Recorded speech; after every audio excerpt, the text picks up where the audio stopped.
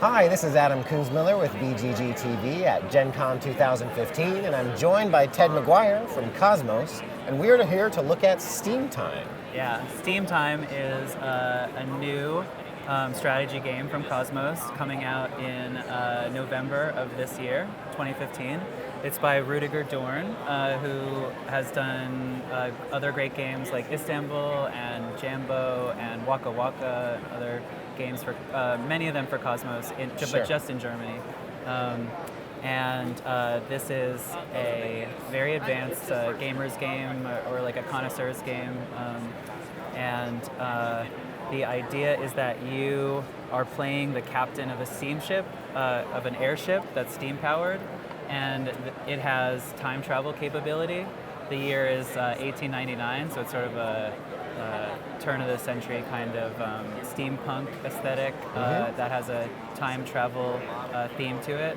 So up to 2 to 4 players play captains of steamships, and you're trying to travel to as many different times as possible. So each of these is a time or an era? Each of them is and you're trying to explore special places in those times. So like the pyramids of Egypt or the Great Wall of China as it's being built.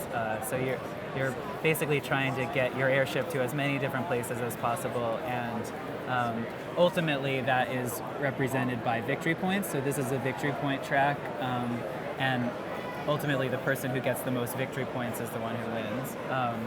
To get victory points, you need to use crystals, which you get in many ways throughout the game. So you can mine them directly from crystal mines that you find. You can get them by paying for them. You can earn them through expeditions and through different missions. So there's many different actions that you can take to get your crystals. That sounds like many different ways you can use them once you have them. And then, too, right? and what you're trying to do is load up your steamship, your airship, with crystals, because as you build up your crystal capacity in the airship, you can earn even more. So they're like multipliers of your power. So like basically these are prototype parts. These will be airships in the final version, but you play these on these boards. You can only go forward in this direction in time, so you start back here, and then as you place new airships, you can only place them forward in time. And each of these 6 markers on these boards is a place that you can put them? Is a action space, and each action space relates to a different way to earn crystals, or a way to earn money, or a way to earn steam. Steam is used to change the color of your crystals from one to another. So there's always an action phase on the board, and then it triggers your generators in your airship to produce something. Like it can produce money, it can produce time travel, it can produce helpful steps in an expedition, it can produce more crystals. These are multi-purpose crystals, so they can be any color. It can produce steam, and it can produce victory points directly.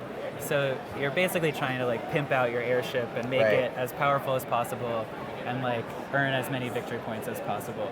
What's really fascinating about the game is like the different connections. Like everything is interconnected, so it's not a linear way to earn victory points. It's like if you have these gems, you may need to use them to pay for something else, or you may need to use the gems to get victory points directly. So players are constantly asking themselves what the most efficient use of their gems are. Yeah, like, and do by I want the to last, cash these in for this or save them for that kind of thing? Exactly. It's highly strategic, and also a fair amount of luck in where your what types of cards are coming up, and what types of gems are coming out of the bag.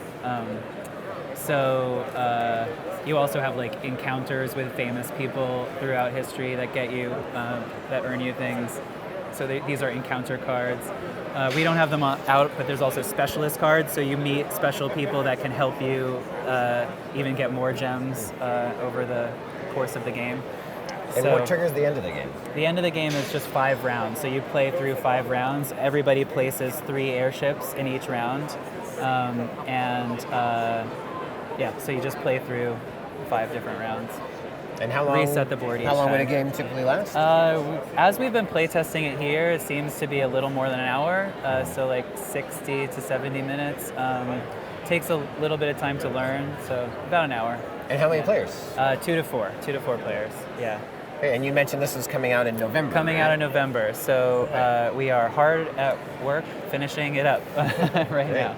Well, So, thanks, Ted, for walking us through Steam Time. Yeah, thanks so much. Thanks for the opportunity. Yeah. Nice job.